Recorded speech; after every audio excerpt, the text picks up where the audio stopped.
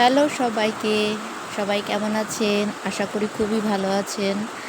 আজকে না আপু সেই সকাল থেকে প্রচণ্ড পরিমাণের বৃষ্টি শুরু হয়েছে। আমি জানি, সবাই জানে যে বাংলাদেশের প্রায় প্রত্যেকটা জেলায় আসলে ঝড় বৃষ্টি হচ্ছে। আর আমাদের যেহেতু গ্রামের এলাকায় এখানে প্রচণ্ড পরিমাণের বাতাস বোঝা যায়। প্রচণ্ড পরিমাণের বাতাস শুরু হয়েছে সেই ৬টার দিক থেকে। আমার অবশ্য তখন স্নান সেরে আমি পুজোটা কমপ্লিট করব, মানে পুজোর ফুল তুলতে গিয়েই ভিজে গিয়েছিলাম। মানে তখন থেকে আসলে বৃষ্টিটা শুরু হয়েছে। আমাদের গোপালগঞ্জ এলাকায় সকাল ৬টা থেকে বৃষ্টি শুরু হয়েছে। আমি প্রায় ১১টা সকালে খাবার টাবার খেয়ে সিঁড়ির উপর বসেছিলাম, মানে বৃষ্টি দেখছিলাম। তখন আমার যা আম মাখা করে আমার জন্য পাঠিয়ে দিয়েছে তার ছেলেকে দিয়ে, এবং তাই খাচ্ছিলাম আর বৃষ্টি দেখছিলাম। টক মিষ্টি ঝাল ঝাল হিসেবে কাসুন্দ দিয়ে করেছিল, বেশ খেতে লাগছিল। আর বৃষ্টির দিনে কিন্তু এসব ভাজা পোড়া তারপরে এইসব খেতে কিন্তু বেশ ভালোই লাগে। অবশ্য সাথে যদি সবাই আমার যাটা থাকতো, কিন্তু বৃষ্টির কারণে আসলে হয়তো বা আসতে পারেনি, আর নয় একসাথে খেতাম। যাই হোক,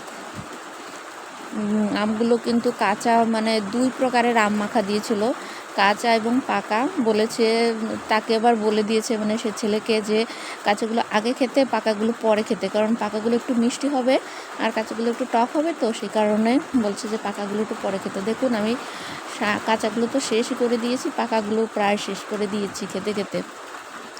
আসলে ইদানিং খেতে ভালোই লাগে। আর কাঁচা আম তো প্রায় শেষ, আর তো আর মাখা খাওয়া হবে না, তাই কম করে হলেও খেয়ে নিচ্ছিলাম। প্রচণ্ড ঝাল লাগছিল, তারপরেও ভালো লাগছিল। তারপরে দেখুন, প্রচণ্ড পরিমাণের বৃষ্টি চলছেই তো চলছে। আর এই মাঝখানে একটু কমছিল, তখন ডাক্তারবাবু বাইক নিয়ে বেরিয়ে গিয়েছে প্রায় 10টা সাড়ে 10টার দিকে। এখন তো দুপুর গড়িয়ে যাচ্ছে, তো এখন এই পরিবেশ। আর আমি ভিডিওটা করেই এডিট করা শুরু করে দিয়েছি, যে কী করব, ঘরে বসে তো আর কোনো কাজ নাই। আর আমাদের যেহেতু টিনের ঘর, উপরে টিনের চাল, কিন্তু বৃষ্টির ঝমঝমানের শব্দ কিন্তু শোনা যাচ্ছে, হয়তো বা আমি যখন ভয়েস দিচ্ছি তখন কিন্তু বোঝা যাচ্ছে হয়তো, জানি না আপনারা বুঝতে পারছেন কি না। তবে যে যাই বলুক, বৃষ্টির দিনগুলো কিন্তু আমার কাছে বেশ লাগে। অবশ্য আমি ঘরকুটো মানুষ, তো আমার কাছে ভালো লাগতেই পারে।